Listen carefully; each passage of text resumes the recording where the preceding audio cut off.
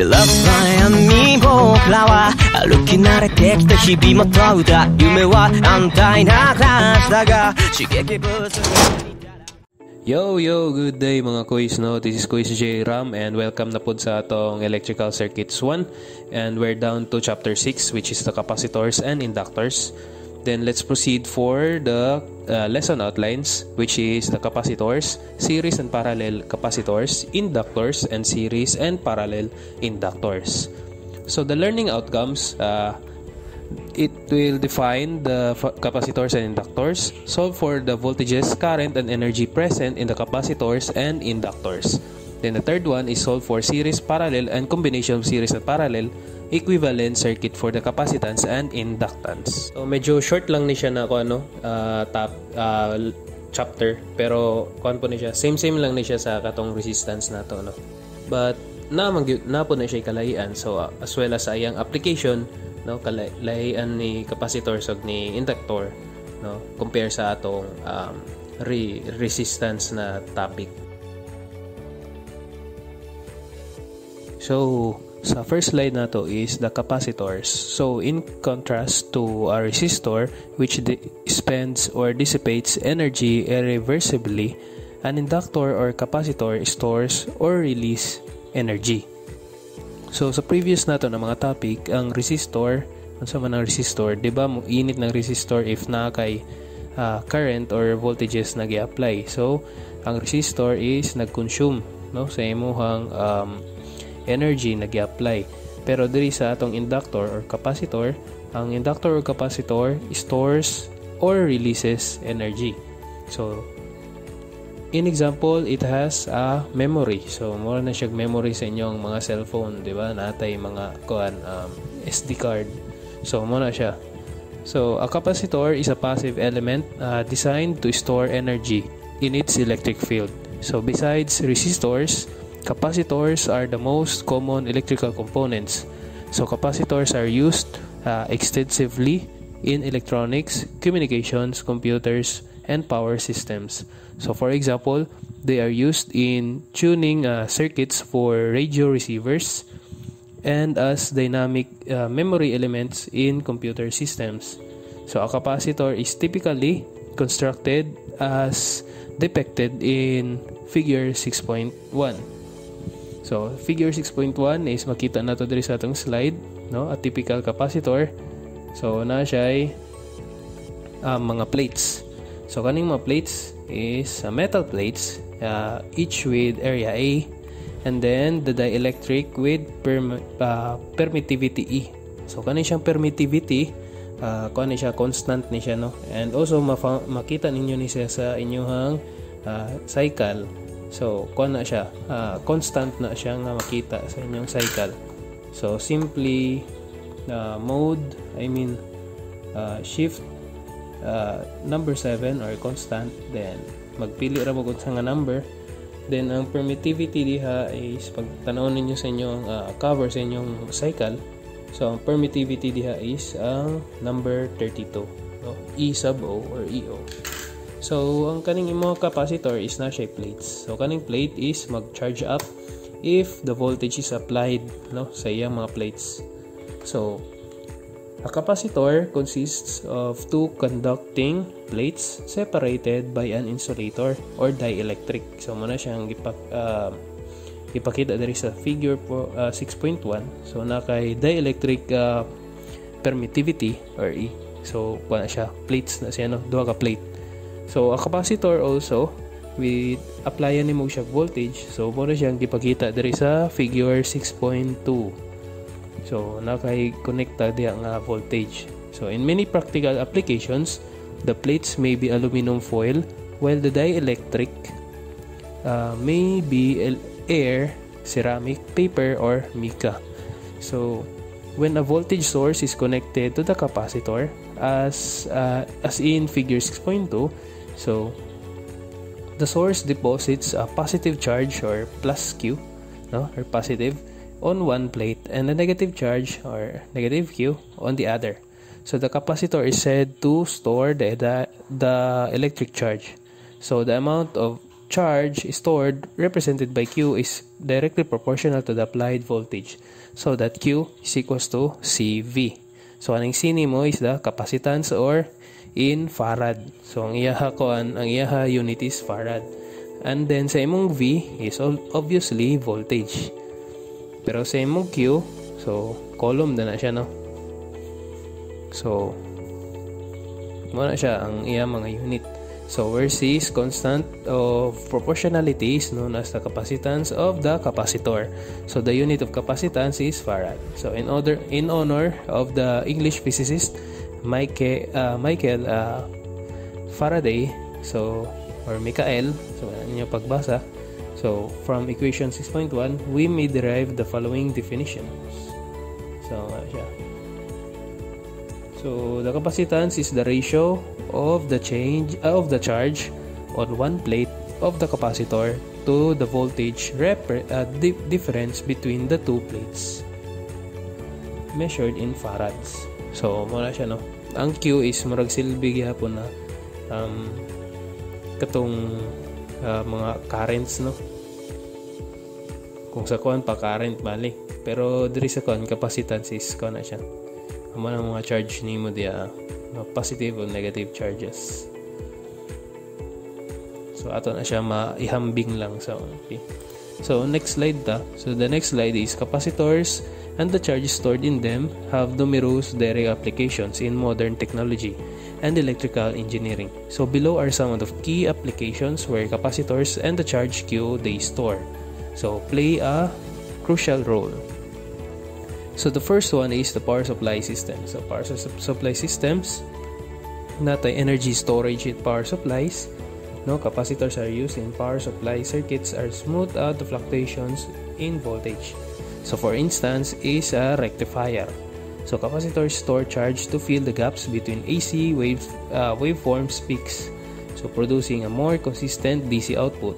So if nakay AC nga output din gusto nimo siya imog DC, so butngan lang nimo na siya rectifier. So that ang katong peak sa imuhang or katong waveform sa imuhang AC, so mahimo na siya og kanang horizontal line na lang siya. So constant siya na DC. So horizontal form, so isa na lang na siya ka direction. So dili siya positive to negative nga direction sa imuhang waveform.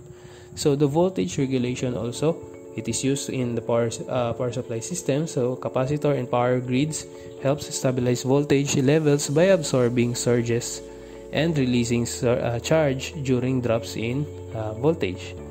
So also the second one is the signal filtering and noise reduction.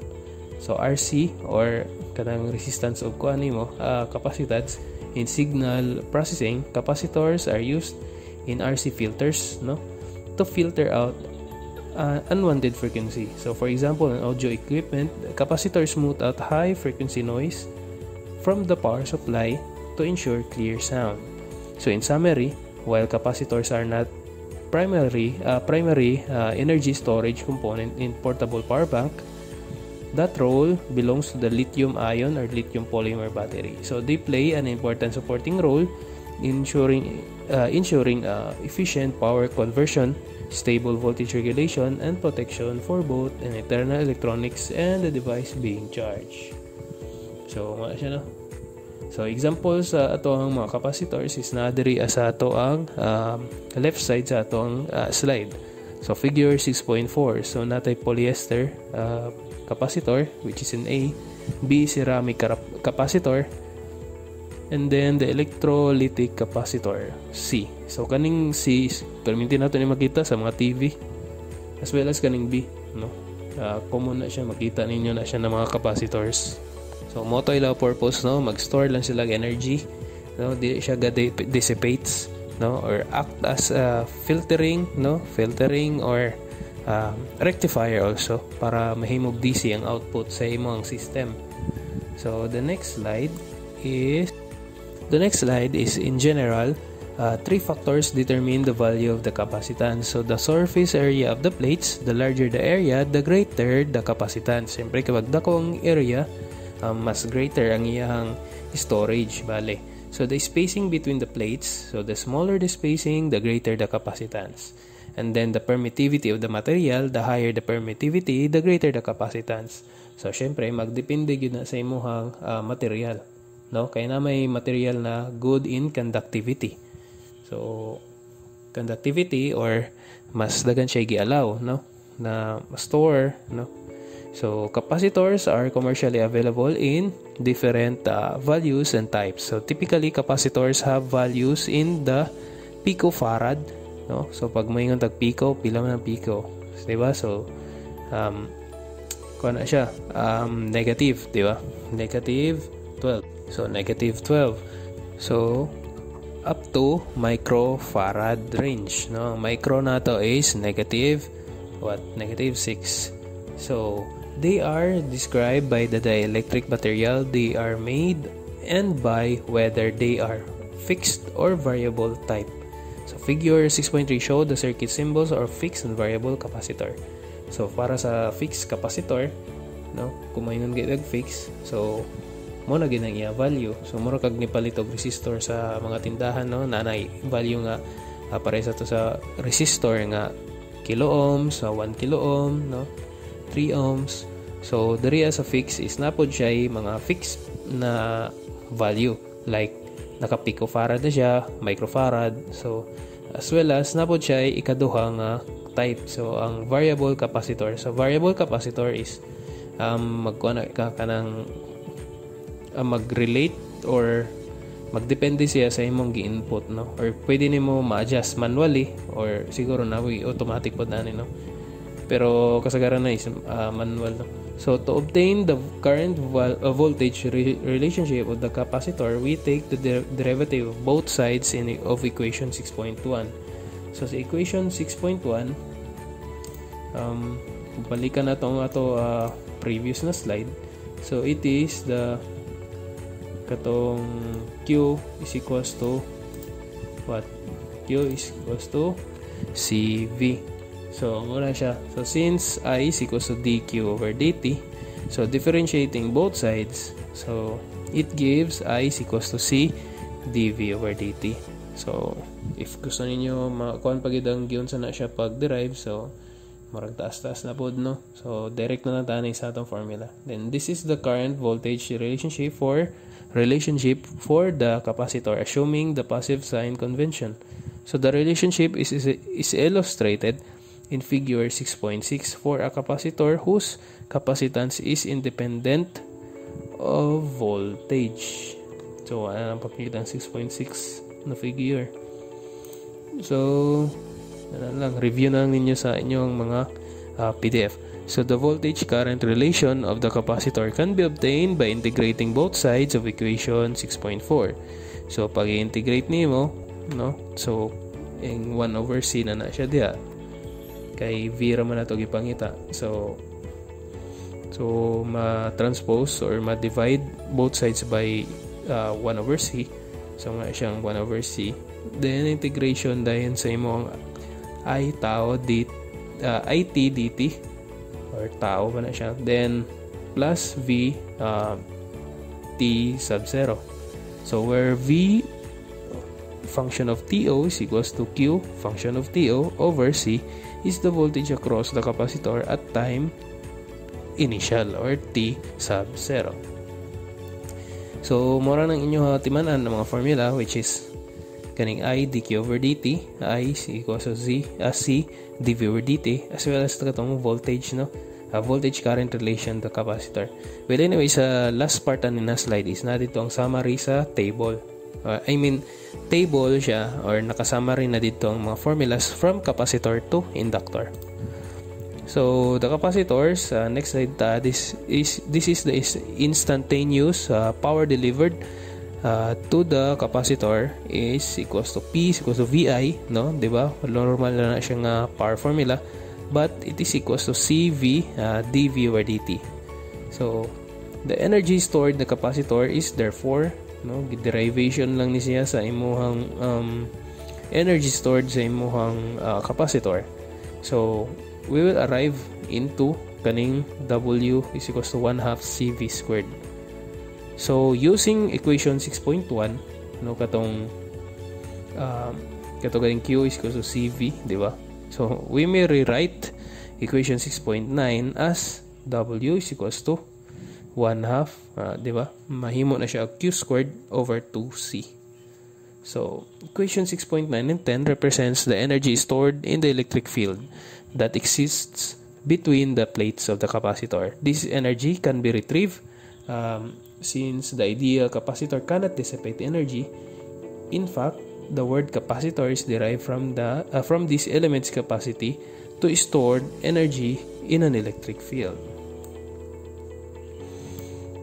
So, let's proceed para sa atong sample problem. So, our sample problem, what is the voltage across a 4.5 microfarad capacitor if the charge on one plate is 0.12 millicoulomb or millicharge? So, how much energy is stored? So, naka-joules ang ato answer ani, di ba? Kay energy man. So, same ni siya sa katong ato resistor gay itong energy stored, no? Di ba? Kay joules gyapon. So kani diri nakalhay is capacitor lang siya. So Q is equals to CV. So now ang charge nimo or column mo na siya. So 0.12 MC. And then napo kay 4.5 microfarad. So simply divide na lang nimo ng charge sa imong capacitor value. So ang voltage nimo is equals to 26.667 volts. So, kada voltage is magamit nimo sa imong energy stored. So, 1/2 CV squared. So, taplak ra nimo diya tanan mga values. So, C ug V. So, makakuha ka og 1.6 millijoules. So, let's proceed to the second example. So, if a 10 microfarad capacitor is connected to a voltage source with a VT, no, voltage source niya is equals to 75 sine 2000 T voltage. So, determine the current through the capacitor. So, simply, natay formula natin sa previous slide na I function of T is equals to C dV over dt. Diba? Gingon na ako nga inyo na take note ang iya mga formula since pwede na to gamiton ng mga relation. So, simply, ang iyahang capacitor is 10 times 10 raised to negative 6. So, d over dt, no, times v nimo, i-derive nimo 75 sine 2000 t voltage. So, pag-derive nimo, ang iyahang u, di ba, sine u, di ba, i-derive nimo ang u, d over dt. So, i-derive nimo na siya, may mo na siya 2000. So, muning nakagawas ang 2000 diri sa iyang equation diri sa baba. So, before sa final answer. So, 10 times 10 raised to negative 6 times 2000 times 75 cosine na siya since sine man ang pangutana, no? So pag ato na siya i-derive cosine, so walay negative dito ra na siya pag ang cosine na pwede mo derive. So 75 cosine 2000 T voltage, so na kay 1.5 cosine 2000 T amps. So let's proceed sa kanang mala circuit na gid na sample problem. So obtain the energy stored in each capacitor in figure 6.12a under DC condition. So, in each capacitor daw. So, natay figure diri sa atong right side sa atong slide. So, nakay duha ka capacitor. So, now, pangitawon na natong energy stored in each capacitor. So, solution is that under DC condition, we replace each capacitor with an open circuit as shown in figure 6.12b. So, katong ato ang mga capacitor, so open na siya. So, once open, walay current na mo flow. So, unsay nahitabo sa imong diagram, so nahimo na siya kaning diri sa B, di ba? Open, so wala kay current flow. So, si 3, so kaning si 5, nahimo na siya wala na lang diha. So, si 2 ug si 4, mo na siya. So, series. And then, ang 2 ug 4 na combination is parallel sa imong 3 kilo ohm since na kay node diha, di ba? Node. So 2 ug 4 is series. So now ato pangitaon si voltage at asa man na siya. So the current through the series combination 2 and 4 is obtained by current division. So gipangita nato ang voltage sa diri sa or current diri sa namulabay diri sa atong 4 kilo ohms. So, I is equals to 3 times 6 milliamps over 3 plus 2 plus 4 is equals to 2 milliamps. So, hence the voltage V1 and V2 across the capacitors are. So gikuha lang ang kaning I. So kaning I diha nga 2 milliamps is moagi diri sa 2 kilo ohms o sa 4 kilo ohms. So ang voltage V1 nimo is equal to 2000 I, as well as ang imong 4 kilo ohms is 4000 I. So 8 volts o 4 volts respectively. So the energies stored in them are, so para sa imong capacitor na V1, so 1/2 CV squared. So 2 times 10 raised to negative 3 times 4 squared. So na kay 16 millijoules. So kaning 4 pod nimo dire is equals to 4 kilo ohms. So kana siya diha na nakaparallel, di ba, na siya sa imong V2. So kana siya diha ang voltage pod niya dira, shall say, if ibalik nato tong kuan katong voltages, so nakay node, di ba, nakay node diha sa 5 kilo ohms sa taas o kaning sa 4 millifarad diri sa baba, so nakay node diha. So if unsay voltage sa imong 4 kilo ohms, so mo na siya ang voltage drop po diri sa 5 kilo ohms of 4 millifarad, no? So nakaparallel lang na siya. So ang imuhang voltages na present po sa imuhang capacitor, sa second capacitor, is that 8 po na siya, so 8 volts. So mo nang 128 millijoules rather. So the last slide para sa capacitors is we should note that the following important properties of capacitors. That one, note that equation 6.4, and when the voltage across the capacitor is not changing with time. So the current through the capacitor is 0. Thus, a capacitor in an open circuit to DC. So mototo paagi, diba, na. So dapat nato siya i-open circuit sa capacitor. So however, if a battery DC voltage is connected across a capacitor, the capacitor charges. So the voltages or the voltage on the capacitor must be continuous. So the voltage on a capacitor cannot change abruptly. So a capacitor resists on abrupt change in the voltage across it. So according to equation 6.4, a discontinuous change in voltage requires an infinite current, so which is physically impossible. So for example, ako na siya gikat kitaas na kayo. So number 3 is that the ideal capacitor does not dissipate energy. So it takes power from the circuit with strong energy in its field and returns previously stored energy when delivering power to the circuit. So another thing sa tong capacitor is that mag-deliver po din siya power. So like sa previous pa man ninyong subject, no, I mean sa sunod pa ni siya na mga subject sa power system. So ang atong mga substation is na siya ay capacitor, no? So mo nang gitawag na power cap bank, no, capacitor bank, no. So kana siya is maghatag po na siya og may hatag. So kanang reactive power, no, reactive power. So ang power is not really yun na kanang ma-measure ang nimo sa imong instrument, no, kanang ginapansak nato nga multimeter.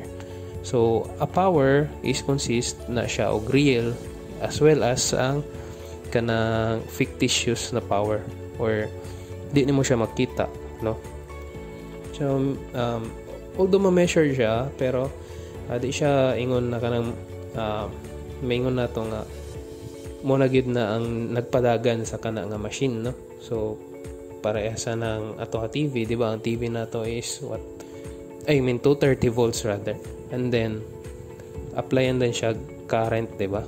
So kana siya is a power na siya nga real, pero napatay reactive power. So ang reactive power is magamit na siya sa mga motors, no, na mga inductive load.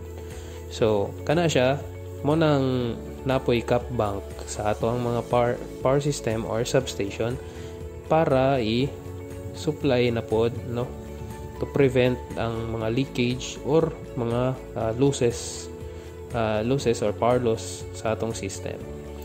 Kay ang atong power system is using sa motors pod, no, transformer, sa paman diha, motors, transformer. So na siya yung mga inductive. So humunang natay capbank or capacitor mo nang gitawag diya sa number 3. So number 4 is a real non-ideal capacitor has a parallel model leakage resistance. So as shown in figure 6.8. So the leakage resistance may be as high as 100 mega ohms and can be neglected to the most practical applications. For this reason, we will assume the ideal capacitors in this book. So muna siyang ideal or non-ideal capacitor, no, circuit models. So nakay capacitance as well as the leakage resistance. So next slide is the series and parallel para sa capacitors. So muna ning pinaka last topic na gyud, no. So di pa dito maotong giina. So muna ning pinaka last topic sa capacitors. So sa series and parallel capacitors, in order to obtain the equivalent capacitor or C equivalent of N capacitors in parallel. So kanang N capacitors is pila na siya kadaghan na capacitors, no. Number of capacitors in parallel. So munang pasabutan ang N. So pila kadaghan diya na naka-present diya na capacitor na in parallel. So mo nang diya sa figure 6.14a, no, di ba?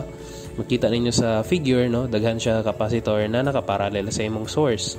So the equivalent circuit in the figure 6.14b is the equivalent circuit. So mo na siya naka-parallel gyapon pero naka-total na siya na capacitance. So the C equivalent sa kanang capacitor na present sa imong parallel is so i-plus ra na nimo siya algebraic sum pag naka parallel. So mana nahitabo di ano sa C nimo is C1 plus C2 plus C3 hantod Cn. So pila kung unsa kadaghan na pod nimo capacitor.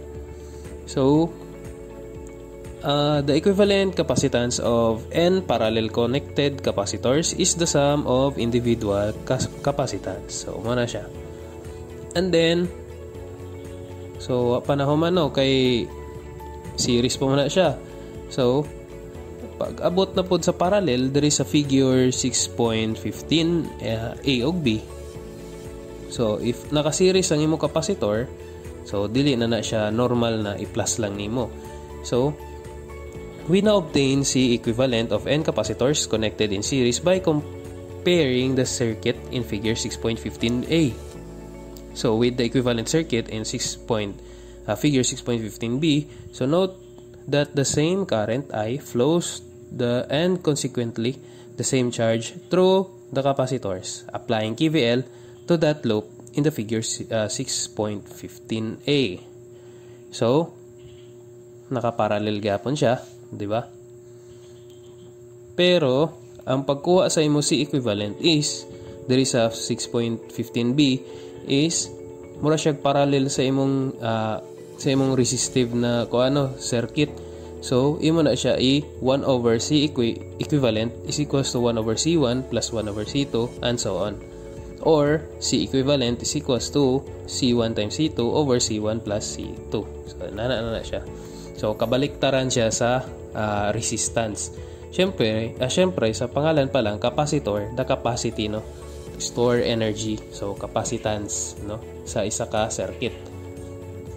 Unlike sa resistance, is resistance from its word pa lang daan, so resistive na siya. So di na siya mo uyon or mo store sa electricity or energy na present, no, since yaman ang gipagana. So let's proceed para sa sample problem. So sample problem is